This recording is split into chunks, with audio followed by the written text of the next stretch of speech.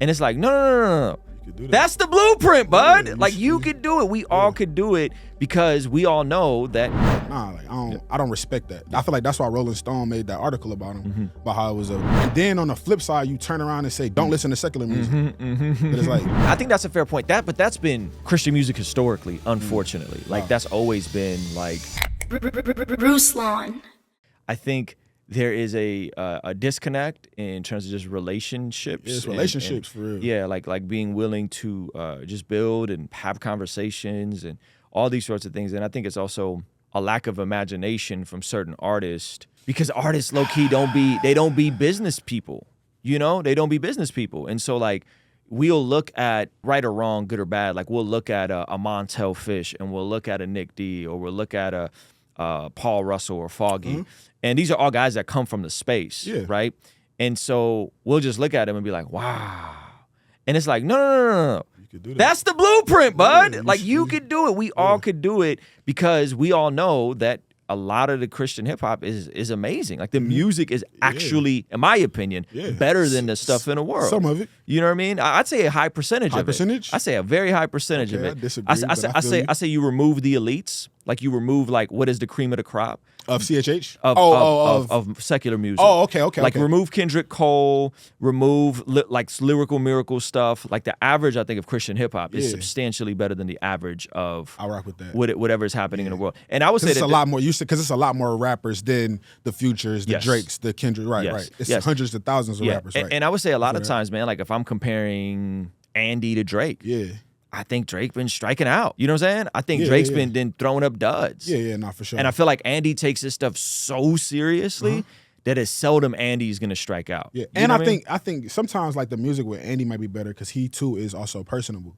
So he takes his time. Like Drake, I think my biggest gripe with Drake is he hasn't grown. I feel like he hadn't grown up. Yes. You know what I'm saying? Not that the music ain't fire, but it's like, ain't you like 37? Like, Drake got a son. Drake is my age. You know what I'm saying? It's like, nah, like I don't respect that. I feel like that's why Rolling Stone made that article about him, about how it was a miss. Her loss was a miss. But I will say, and this may be no disclaimer. I feel like what you're saying about the higher percentage of Christian is like the reason why I disagree with that too is because I feel like a lot of some Christian artists take advantage of Christian listeners because Christian listeners don't listen to that music. That's a fact too. So they derive things from the artist that you're talking about. That's a fact too. And they may be a little bit more talented, may be better lyricists, whatever, but they take from those artists and then bring it to Christian hip hop and mask it. And Christian rap fans don't know. Christian rap fans, it ain't about the artist, it's about the rap fans. The rap fans don't know. You know what I'm saying? So it's like you kind of taking advantage of the listeners and they think you're this great artist. And then on the flip side, you turn around and say, don't listen to secular music. But it's like...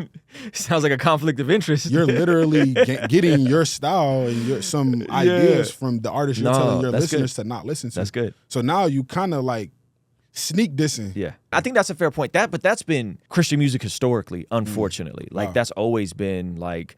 I mean, bro, back in the day, I don't know if you were ever around Christian music when there was actual Christian bookstores, because it's been a minute. Oh, like Mardell's type vibe? And they sold like Kenton Jones CDs, J Moss. Yeah. So we had a place out here called, I think it was called Loaves and Fishes. Okay. And then there was also like Family Christian Bookstore. We had two. We had one in Escondido. Loaves and Fishes. That's crazy. One in Oceanside. So there's 3 Christian bookstores within a 40-minute drive. Okay. Right. And so what you would do is you would go into these places and they would literally have posters. So like, if you like Eminem, you will like KJ52. No way. If you like such and such, you will like such and such, right? And I'm not, no diss to KJ52, like that. I love KJ, that's my guy. But that was the marketing. That was the marketing, was like there's a secular version of this, and a Christian version of the secular artist. And if you didn't fit into that mold, you weren't getting any looks in the stores, and the labels weren't really rocking with you. So I'll give you a real brief example. I don't know if you know who Ahmad is from 4th Avenue Jones. Ahmad had the song Back in the Day. Back in the Day. Oh yeah, Ahmad. Yeah. We were just listening to that last week. So Ahmad in the late 90s got saved and started a band called 4th Avenue Jones. Wow. And they initially was booming locally and in the secular side. He from San Diego? He's from South Central. Okay. And so he was booming on the secular side as a Christian. and the band was exploding, and they signed to Interscope. Okay. And so they had a couple records out. They was touring with like The Roots and I want to say Wyclef, and it was booming, but it didn't work out on Interscope. So he bounced to independent. Now, granted, this is a different time. This is the mid 2000s, so you couldn't so really. it's different. Independent is different this time. And he ended up signing to a Christian label. I want to say it was Tooth and Nail. Okay. And this was a big Christian label at the time, but they did hip rock soul. So he was low key kind of early to like the Kid Cudi stuff, like the melodic tone, like all that stuff that exploded. The type of music he made? He was doing that 5 years before it was booming. Okay. And it was fire. You just put me on. You got to show me something. Bro, it was amazing. But they couldn't figure out where to place it. So he would go do rock festivals, and then he would, he would perform at Flavor Fest. It wasn't no genre. There was no bag genre for him. And it was some of the illest music I've ever heard. And Ahmad is like one of my favorite rappers ever. And he was singing, he was rapping, he was doing really good stuff, and it just didn't work. And thankfully he pivoted and he went to Long Beach Community College. He became the valedictorian, I think, there. Then he went to Stanford. I think he is a I want to say a clinical psychologist at USC now. So he's a brilliant dude, man. So anyway, so I would see these situations of like dudes that I'm like, yo, Ahmad can go bar for bar. Matter of fact, Ahmad was on the Wake Up Show with Kanye. Yeah, no, Ahmad is cold. Bar for bar. You know what I'm saying? Amazing stuff. Because I always wanted to know what happened to him. Because he had another song that I liked too.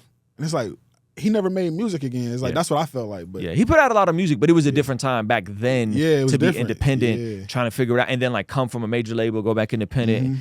It was hard. And so anyway, I say all that to say that I think you're totally right. And I would say it's a part of the business model, unfortunately. Now maybe it's changed now. Maybe the internet has made things smaller and all that kind of stuff. But when the business model was that, so you're totally right. And when TikTok came around, though, when YouTube and TikTok came around and really became staples, I think that opened up the floodgates for anyone to get popping. If you were good enough and you were willing to learn the craft. Like a 12-second fire, 6 bars. Snippet. Even a snippet. Guys is getting popping off snippets on TikTok. When people got deals off snippets. Yeah. And so it's an interesting time that went. So I guess one of my, to say all that full circle, one of my critiques with Christian rap is like, yo, I have no problem with people making music like Nick D. Nick D is my guy. Okay. He does not talk about Jesus at all, ever. Okay. It's all pop songs. It's pop songs for teenagers. Like clean. It's like clean songs. Pop songs, bro. Okay. And I'm like, yo, there is a utility from that. Because I don't know if y'all heard the non-Christian or like the actual secular pop. You got Justin Bieber talking about peaches and on a massive hit record, calling his wife the B word on a pop hit record. I'm all for Nick D not cussing, singing about his wife and being a dad. Right. And even if he doesn't do any Christian raps anymore. Because I feel like even at the end of the day, like he gets those people, and then when they come and meet and greet, people meet him, and it's like, or even like Tori Kelly. Like I remember one of my homegirls telling me like she went to a Tori Kelly show and they broke out in praise and worship in the middle of the show, and she had an altar call type vibe. Wow. And I'm like, Tori Kelly Christian? Yeah. I seen her on American Idol type vibes. You know what I'm saying? Yeah, Tori Kelly's dope, man. She's dope. Like, so I say all that to say, I think now if an artist has that burden, this would be the time. This would be the time to just stick to your guns, lock in, do what you feel convicted. It doesn't have to be. You don't have to remove Jesus from it altogether. It don't got to be conventional though. Yeah, it doesn't have to be conventional.